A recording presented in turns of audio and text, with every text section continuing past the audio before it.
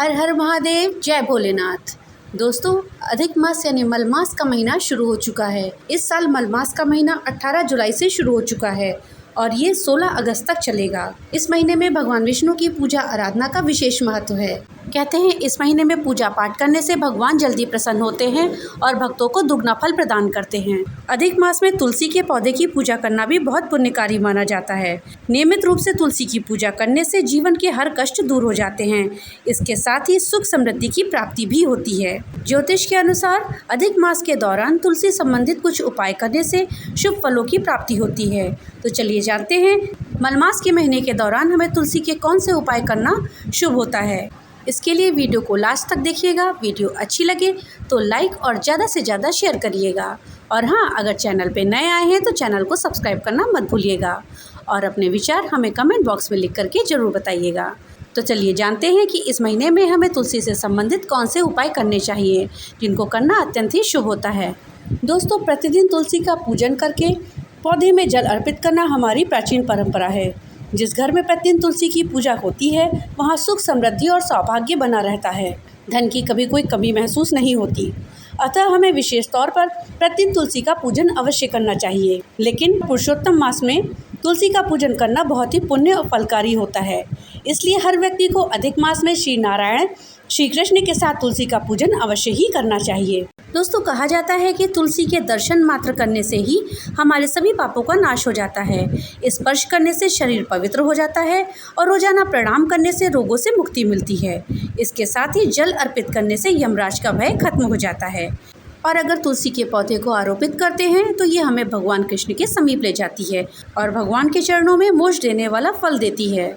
तो दोस्तों, मलमास के महीने में तुलसी के द्वारा किया जाने वाला पहला उपाय है जो कि अत्यंत ही शुभ होता है, वो है कि हमें अधिक मास में रोजाना सुबह स्नान करने के बाद तुलसी माता को जल जरूर चढ़ाना चाहिए। ऐसा करने से हमारे सभी पापों का नाश होता है और हमें भगवान विष्णु के साथ माँ लक्ष्मी की कृपा प्राप्त होती है, क्योंकि तुलसी को माता लक्ष्मी का ही रूप माना जाता है।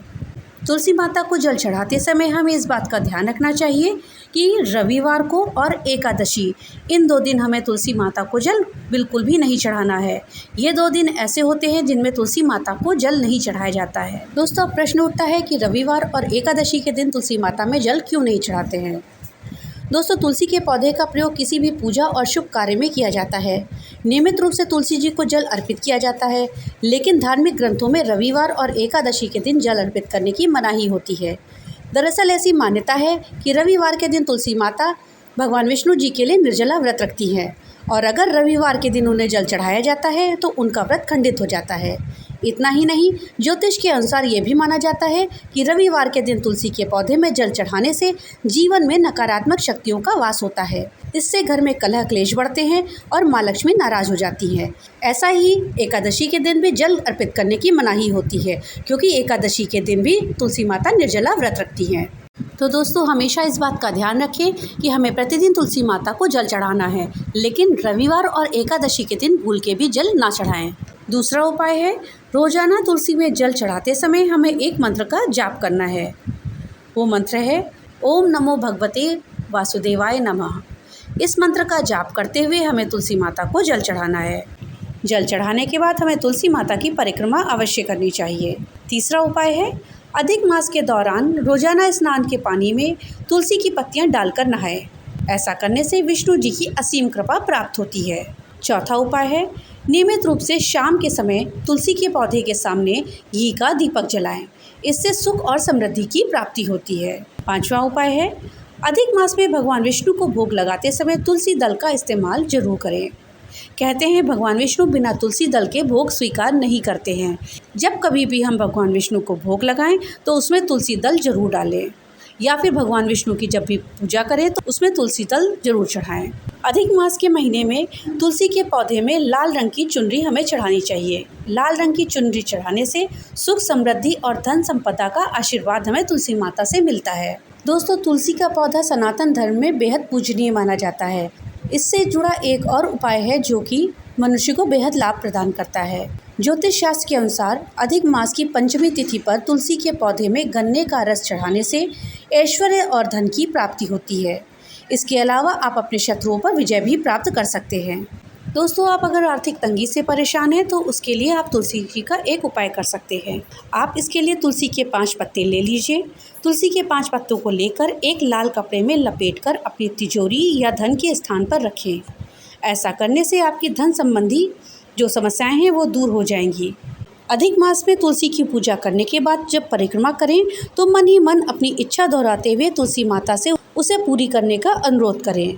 दोस्तों, घर का वास्तु दोष दूर करने में तुलसी बहुत ही सहायक होती है। अगर घर की सही दिशा में तुलसी लगाई जाए और उसका पूजन किया जाए तो वहां रहने वाले लोगों को कई तरह के लाभ मिलते हैं और धन प्राप्ति के रास्ते खुल जाते हैं। पौराणिक शास्त्रों की माने तो तुलसी के पत्तों का सेवन से भी देवताओं की विशेष कृपा प्राप्त होती है।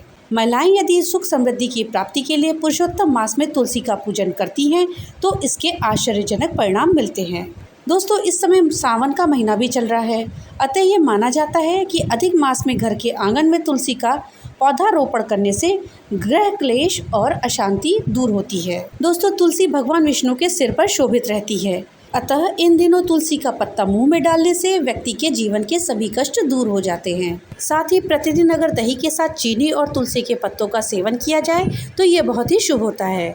दही के साथ तुलसी का सेवन करने से कई प्रकार के आयुर्वेदिक लाभ भी प्राप्त होते हैं। इसके सेवन से दिन भर कार्य में मन लगा रहता है, तनाव दूर होता है और शरीर ऊर्जावान बना रहता है। तो दोस्तों, तुलसी के द्वारा किए जाने वाले ये कुछ उपाय थे जो कि पुरुषोत्तम मास में किए जाए तो बहुत ही शुभ होता है। भगवान भोलेनाथ की कृपा आप सब पर बनी रहे। तो मिलते हैं अगली नई वीडियो के साथ, तब तक के लिए राधे राधे।